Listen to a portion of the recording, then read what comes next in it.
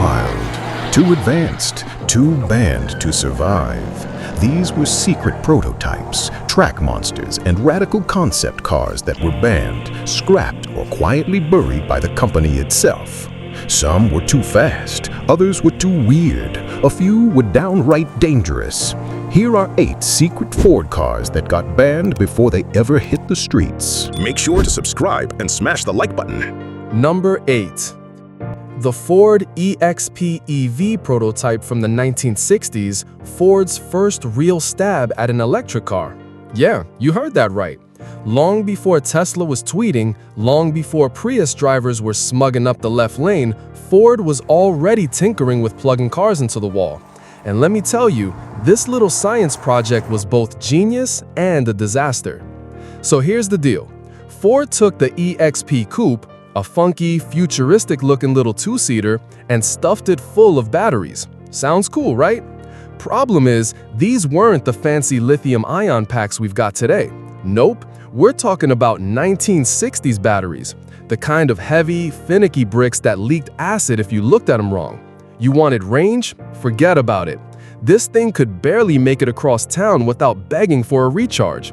And speed? Let's just say if you floored it, a kid on a Schwinn might still smoke you at the stoplight. Now, Ford called it an EV prototype, but honestly, it looked more like a rolling science fair project. The engineers were like, hey boss, what if we make a car that runs on electricity instead of gas? And the suits in Dearborn probably said, well sure, but don't let anybody actually buy the dang thing. Why? Because the battery tech was sketchy, expensive, and about as safe as juggling fireworks in a gas station. Word is, the politics inside Ford killed it faster than a mosquito in a bug zapper. The oil companies weren't about to let Detroit start a love affair with electric cars. Gas was cheap, horsepower was king, and the market for a slow, pricey little plug-in coupe was basically zero. So what did they do? They took the EXP EV, rolled it into the back of the garage, and slapped a big old "Do Not Resuscitate" sticker on it. Buried deeper than grandma's fruitcake at Christmas. But here's the kicker. Looking back, this weird little experiment was decades ahead of its time. Think about it. Ford was messing with EVs in the middle of the muscle car era, when guys were arguing about which V8 had the nastiest cam lobe. It's like showing up to a biker rally on a hoverboard. Wrong place, wrong time, but still kind of impressive. If this thing had been developed with today's tech, who knows? Maybe Ford could have been the Tesla of the 70s, and Elon Musk would be out here hawking toaster ovens instead of rockets. But in the 60s, the world just wasn't ready. Nobody wanted a quiet, battery-powered coupe when you could buy a Mustang that shook windows and scared the neighbors. So yeah, the Ford EXP EV prototype was banned, buried, and forgotten. But I'll tell you what, it deserves a nod. Because even though it was slower than molasses in January and about as practical as a screen door in a submarine, it proved one thing. The idea of an electric car wasn't new. Ford just didn't have the juice, literally, to pull it off. Number 7. The Ford RS200, a Group B rally monster that was born in the UK, raised on turbo boost, and then promptly banned from American streets. Now, for the folks who don't speak rally nerd, let me break it down. Group B was the 1980s rally racing class where car companies basically said, safety? Never heard of her. They were cranking out machines with insane horsepower, all-wheel drive, and zero regard for whether a human body could actually control the dang things. And the RS200? That was Ford's golden ticket to this insanity circus. Picture this. A tiny, lightweight rocket ship of a car, powered by a turbocharged 4-cylinder engine, cranking out around 450 horses in race trim, and that's being conservative. Some of the tuned versions hit well over 600 horsepower. In a car that weighed about as much as your grandma's sewing machine. Yeah, let that sink in. The RS200 didn't just go fast, it teleported from 0 to 60. 1 second you were at a stoplight, the next you were already at the next county line wondering if you left the stove on. But here's the rub. This thing was flat out lethal. The RS200 had turbo lag big enough to hide a Buick in. So you'd mash the pedal, nothing would happen, then boom, all the power showed up at once, like being kicked in the chest by a Clydesdale. Drivers called it the Widowmaker for good reason. Rally fans back in the 80s would stand practically on the track, beer in one hand, flag in the other, watching these monsters fly by at 120 miles an hour on gravel roads with zero margin for error. Spoiler alert, it didn't always end pretty. Group B was eventually shut down because the cars were just too dang dangerous. So when Ford thought about bringing the RS200 to the US, Uncle Sam took one look and said, nah, we're not letting y'all rally cycles turn Main Street into the Monaco Grand Prix. The RS200 never got road certification here. Safety concerns, emissions headaches, and, oh yeah, the fact that this thing could out-accelerate basically everything on the road at the time, that combo got it blacklisted. But here's the thing, because it was banned, the RS200 became a legend. Every car nerd in the 80s and 90s whispered about it like it was Bigfoot. You couldn't buy one new, you couldn't legally drive it on the street in America, but if you knew a guy who had one hidden in a barn, instant street cred. It was like contraband horsepower. Even today, the RS200 is one of those unicorn cars. Only about 200 were built, just enough to meet the rally rules. And each one was basically a street-legal race car in disguise. Emphasis on race car, because it had all the comfort of a lawn chair bolted to a washing machine on spin cycle. But did buyers care? Heck no. This thing was about bragging rights. Owning an RS200 was like holding the keys to a handheld nuke. So yeah, the Ford RS200 was too hot for Uncle Sam to handle, too wild for public roads, and too dangerous even for its own racing series. But that's what makes it legendary. It's the kind of car that makes modern supercars look soft. The kind of car that says, driver aids, seat warmers? Nah, how about raw terror and a turbo spooling up like a jet engine? And honestly, that's why we love it. Because the RS200 wasn't just a car, it was a middle finger. Number 6. The Ford Shelby GR1 concept. The V10-powered spaceship on wheels that rolled out in 2004 blew everyone's socks off and then disappeared faster than your paycheck at a casino. Now, let's set the stage. Early 2000s, Ford was riding high on the success of the new GT, a retro throwback that made grown men cry in dealership lots. And then, like a magician pulling a rabbit out of the hat, Ford goes, "Oh, you like the GT? Well, check this out." And boom, they wheel out the Shelby GR1 concept. And holy smokes, this thing looked like it came straight out of a James Bond fever dream. Low, wide, curvy in all the right ways, and covered in polished aluminum so shiny you could check your teeth after lunch in it. It was basically a modern reincarnation of the 1960s Shelby Daytona Coupe, except instead of being built in some dusty shop by Carroll Shelby and a few madmen, it looked like NASA had a hand in the design. Under the hood, oh baby, a 6.4-liter V10. Yeah, not a V8, not a V12, a V10. The kind of engine that makes your neighbor drop his Starbucks when you fire it up. This beast cranked out around 600 horsepower and sang like a NASCAR mixed with an F1 car after too many Red Bulls. Ford wasn't messing around. They basically said, let's build something that'll melt asphalt and scare supercar owners in Italy. But here's the kicker, this beauty was never gonna see a dealership floor. Why? Two big reasons, safety regs and cash money. See, to make the GR1 legal, Ford would have had to spend a fortune re-engineering it for crash tests, airbags, all that keep the driver alive nonsense. And let's be real, this thing was already so low and sleek that if you got rear-ended by a Camry, they'd be pulling you out with a spatula. Add to that the insane costs of building an aluminum-bodied, hand-assembled V10 supercar, and the bean counters at Ford just threw in the towel. So instead of tearing up the highways, the GR1 became an auto show legend. It toured the circuit like a rock star on its farewell tour. Crowds drooled, journalists scribbled furiously, and every gearhead said the same thing. If Ford builds this, I'll sell my house and live in the garage with it. But after the lights went out and the crowds went home, the GR1 was quietly shoved into Ford's basement of broken dreams, right next to the Mustang Mach-2 concept and that weird EXP EV prototype. And that's why you've never seen it. It was too bold, too expensive, too dangerous for the safety nannies, and honestly, too perfect for this world.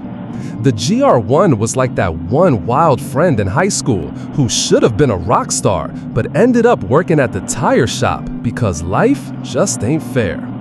But let me tell you, if Ford had built the GR1, it would have been an instant American supercar legend. A Daytona coupe reborn for the 21st century with enough horsepower to roast tires from here to Mars. Instead, it's just another what-if car, a polished metal ghost that haunts the dreams of every car enthusiast who saw it in 2004. And honestly, that might be why it's so legendary, because the GR1 never had the chance to disappoint us. It never got recalled, never got watered down, never got stuck in traffic with a latte in the cup holder. It stayed pure, dangerous, and untouchable, just like a concept car should. So, here's to the Shelby GR1, the supercar that never was, the V10 beast that scared accountants more than Ferrari ever could, and the reason every car show nerd still says, man, Ford should have built that thing. Number 5. The 1969-70 Ford Mustang Boss 429.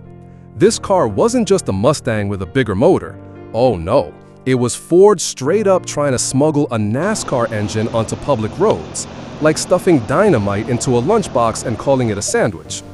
See, here's the deal. Back in the late 60s, NASCAR was all about who could bring the baddest engine to the track. Ford, being Ford, wanted to crush Mopar and GM into dust.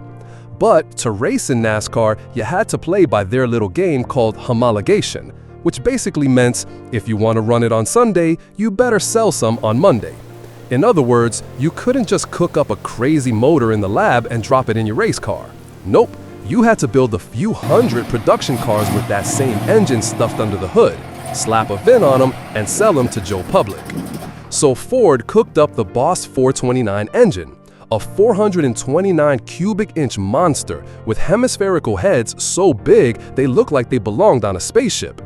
This thing wasn't designed for traffic lights and grocery runs. It was built to scream down oval tracks at 7,000 RPM for hours while trying not to blow itself apart. It was overbuilt, underrated, and about as street-friendly as a chainsaw in a kindergarten. But here's the problem. The Mustang's engine bay was about as cozy as a New York studio apartment. The Boss 429 block, way too fat. So Ford called up CarCraft, their go-to mad scientist in Michigan, and said, "Listen boys, we need you to make this unholy marriage work." And CarCraft went to town. They widened the shock towers, shoved the suspension around, relocated the battery, hacked and chopped until, somehow, the 429 fits. It was like shoving a Thanksgiving turkey into a lunchbox, but damn it, they pulled it off. Now here's where it gets funny. On paper, Ford claimed the Boss 429 made 375 horsepower. Cute number, right? Like a nice, friendly way of saying, "Don't worry, officer, it's totally safe." But in reality, these things were making well over 500 horses if you uncorked them, and with the right tweaks, they'd laugh their way to 600. Ford was sandbagging harder than a kid hiding bad grades from mom. Driving one? Oh boy. The Boss 429 wasn't some nimble pony car anymore. It was more like a brick of raw torque strapped to a roller skate. The front end was heavy as hell, the suspension was stiff, and if you weren't paying attention, you'd plow through corners like a bulldozer in a cornfield. But straight line speed? Good luck finding a Chevy or Dodge that wanted to play. The Boss would eat them alive and burp them out with tire smoke. So why was it nearly banned? Because the whole thing was a loophole hustle. Ford didn't want to sell these things to civilians. They had to. NASCAR forced their hands. And while the car was street legal in the loosest possible sense, the government was just starting to tighten the screws on emissions, safety, and insurance. Big block monsters like the Boss 429 were basically living on borrowed time. By the early 70s, regulators and the insurance companies had teamed up like tag team wrestlers, body slamming the muscle car era into submission. And the Boss, gone in 2 model years. Poof. Today, of course, the Boss 429 is holy grail stuff. Only about 1,300 were built, and every single one of them is basically a middle finger to common sense. It's the kind of car that makes collectors drool, gearheads bow their heads in respect, and accountants break out in hives. So remember, the Boss 429 wasn't born to be a street car. It was a race engine in a Mustang costume, sneaking its way into dealerships so Ford could go play in NASCAR's sandbox. It was loud, impractical, borderline illegal, and one of the coolest scams Detroit ever pulled off. Number 4. The 1958 Ford Nucleon. Yeah, you heard that right. A concept car powered not by gas, not by diesel, not even by some fancy electric motor, but by a freaking nuclear reactor. Yep, Ford literally sat around a conference table and said, "Hey, you know what would really shake up the car market? Let's put a miniature atomic bomb in the trunk." Welcome to the 1950s, baby, the era of TV dinners, Elvis Presley, and apparently turning every household appliance into a nuclear experiment. See, back then, nuclear power wasn't scary. It was the shiny new promise of the future. You had ads of smiling families eating dinner while a glowing reactor hummed happily in the background. People thought by the year 2000, we'd be living in floating cities, mowing lawns with uranium-powered weed whackers, and grilling steaks on plutonium hibachis. So Ford hopped on the atomic optimism train and designed the Nucleon, a car that, instead of filling up at a Texaco, you'd swap out your little nuclear reactor module at the station. Think Jiffy Lube, except instead of draining your oil, they're handling your personal radioactive core. What could possibly go wrong? Now, here's the kicker. The car never actually worked. It was a concept, just a model really. Ford engineers drew up this sci-fi looking ride with big fins, glass bubble styling, and a reactor shoved in the back like some atomic lunchbox. The pitch was that it could drive 5,000 miles without refueling. Let that sink in. Today, we get excited if an EV can go 300 miles on a charge. Meanwhile, Ford was out here promising, "Hey, you'll only need to swing by the reactor swap station twice a year." Unreal. But then reality kicked in. Radiation shielding? Yeah, kind of important when your engine is a miniature sun. The amount of lead you'd need to keep Junior in the back seat from glowing in the dark would weigh more than the car itself. Safety concerns? Just a few. Imagine a fender bender on Main Street. Instead of a busted headlight, you'd have a Chernobyl on wheels. Insurance companies would have quit the business overnight. And let's not even talk about cost. You think catalytic converters make cars expensive? Try telling the average Joe in 1958, "Hey, we've got this sweet new ride. All you need to do is fork over a year's salary, sign this waiver about radiation burns, and don't park too close to your house unless you like glowing wallpaper." Yeah, no wonder it never made it past the clay model stage. But you know what? The Nucleon is still legendary.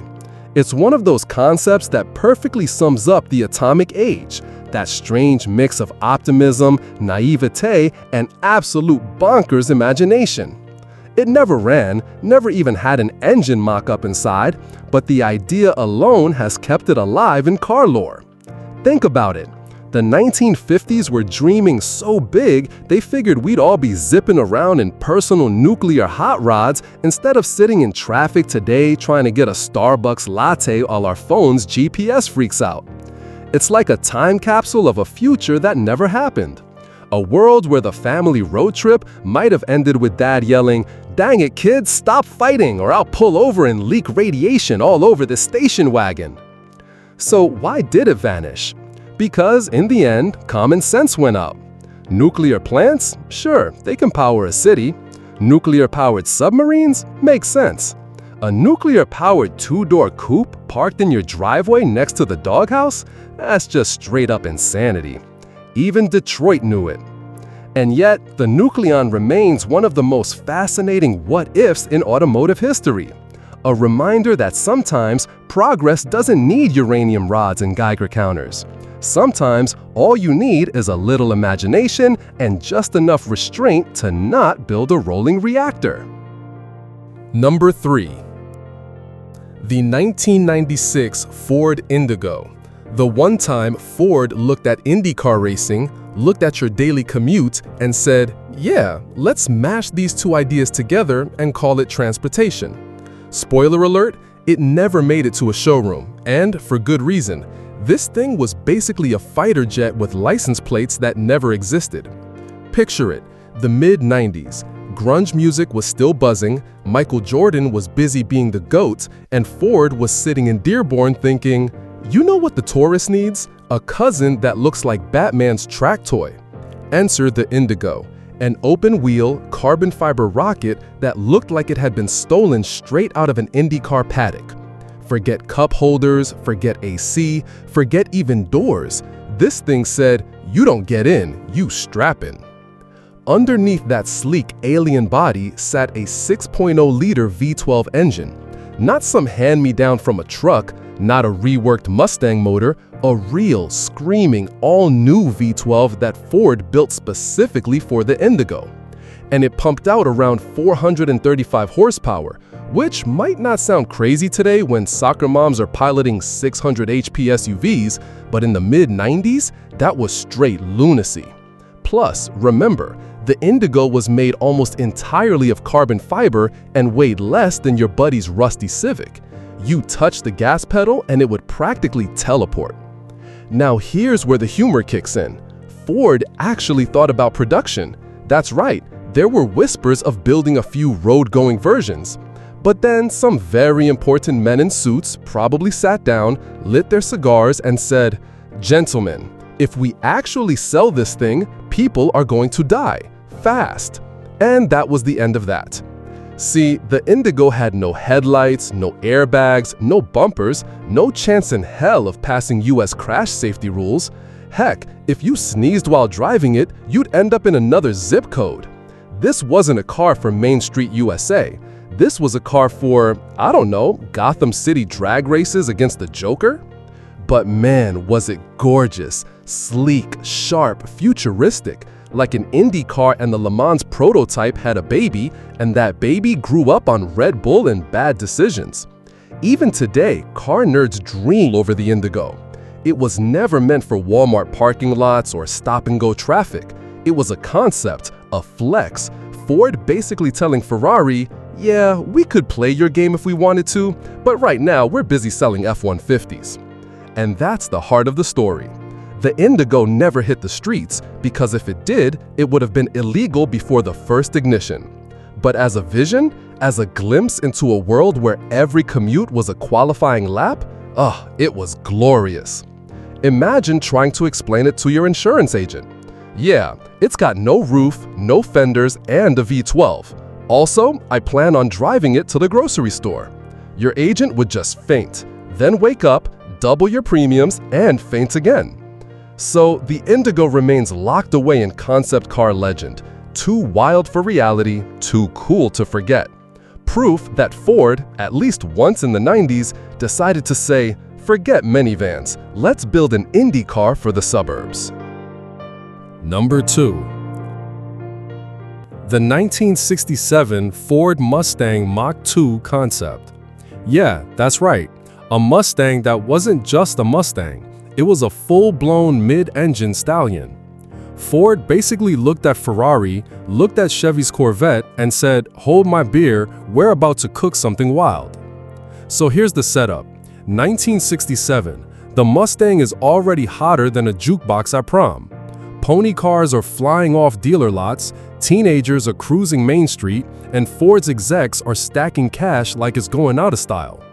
But some mad scientists in Dearborn said, you know what? The Mustang isn't spicy enough. Let's shove the engine in the middle, like the Italians do, and see if we can make Carroll Shelby's cowboy hat spin. Boom, the Mach 2 concept was born. Picture this, a sleek, low-slung body that looked more like a European exotic than a Detroit muscle car. The thing sat so close to the ground you could trip over a speed bump. And under that radical layout, a small block Ford V8 mounted behind the driver, screaming like it was late to band practice. This wasn't a pony car anymore. This was a bucking Bronco with a jetpack. Now, let's talk about why it never hit the streets. See, when the suits upstairs got wind of this thing, they nearly spit their martinis all over the boardroom table. A mid-engine Mustang? That wasn't a car, that was corporate heresy. It scared the pants off Ford's execs for two big reasons. It would have outshined the Corvette, and let me tell you, in the 1960s, embarrassing Chevy was fun, but actually stomping their Corvette golden child with a mid-engine Ford, that was war. The Mustang was supposed to be affordable fun, not some exotic racer. If they built this, suddenly the Vet wasn't king of the block anymore, and GM would have lost its mind. It terrified their marketing department. Can you imagine trying to sell a mid-engine Mustang to the average Joe who just wanted to peel out of the high school parking lot? Forget about it. Most folks were already struggling to drive stick. Now you're asking them to pilot what was basically a Ferrari and Mustang clothing? Recipe for disaster, my friend. So Ford pulled the plug. The Mach 2 got stuffed into the archives, locked up tighter than Elvis's vault. Just one or two prototypes were ever made, and then poof, gone, like it never happened. But here's the kicker. If this car had made it to production, it would have changed everything. The Corvette would have been sweating bullets, Ferrari would have been side-eyeing Detroit, and Joe Average would have had a shot at driving a mid-engine exotic without selling his house. Instead, Ford kept it safe, stuck to the script, and left the Mach 2 as nothing more than a legend whispered about at car shows. It's like that one friend in high school who could have gone pro at football but blew out his knee skateboarding. The potential was there, folks, but fate said nope. Still, the Mach 2 lives on in car culture as one of those wild what-ifs. Imagine pulling up to a light in 1968, revving your mid-engine Mustang next to some guy in a Corvette and leaving him in the dust. Man, the Chevy boys would have cried into their milkshakes. So yeah, the Mustang Mach 2 concept, too bold for its own good, too dangerous for the execs, and too cool for reality. The kind of car that proves sometimes the wildest rides never make it past the drawing board. But man, it's fun to imagine. Number 1. The one and only 1995 Ford GT90. The Batmobile from another dimension. The Blue Oval's fever dream. The quad-turbo V12 monster that should have come with its own pilot's license. Now here's the deal. The GT90 wasn't just a car. Oh no, this was Ford flexing on the entire automotive world. Picture this, 720 horsepower, thanks to a quad-turbo 6.0-liter V12 that sounded like Zeus clearing his throat. Not a twin-turbo, not a single sniffer. 4 freaking turbos. That's like strapping jet engines to a chainsaw. The car didn't just roar, it screamed like a banshee on Red Bull. And the design? Brother, it was straight out of science fiction. Low, wide, sharp angles everywhere, like a stealth fighter jet decided to take a gap year and hang out in Detroit. The body was so futuristic, it made Ferrari's F50 look like a hand-me-down go-kart. When it pulled up, it didn't say, "Hey, I'm fast." It said, "Step aside, mortal, for I am speed incarnate." But here's where it gets funnier than a drunk uncle at Thanksgiving. Ford called this thing the world's mightiest supercar, and then built exactly one. Uno, singular. Why? Because it was so over the top, there was no way in heck it was ever gonna pass safety or emissions tests. Can you imagine some poor bureaucrat at the EPA trying to test a quad-turbo V12? The guy probably passed out before he even hit the ignition. And let's not forget, this beast got so hot under the hood, the exhaust reportedly glowed orange after a few minutes of hard running. That's not a car, my friends, that's a rolling furnace. You park this thing too close to your garage wall, and congratulations, you just invented indoor grilling. So why don't you see one at your local Cars and Coffee? because it was never meant to hit the streets. The GT90 was what we call a halo car concept. Ford built it to say, hey Ferrari, hey Lambo, hey McLaren, we see you and we can play this game too. It was pure automotive theater, a mic drop on 4 wheels. But man, imagine if it had gone into production.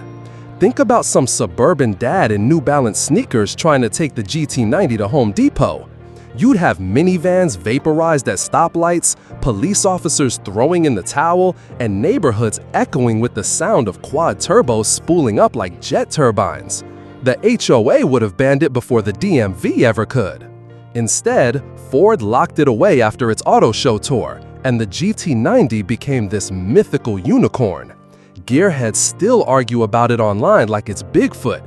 Did you hear they crushed it? Nah, man, it's in a warehouse in Michigan. Nah, dude, my cousin's neighbor's barber saw it. The truth? That one prototype still exists, sitting like a caged dragon.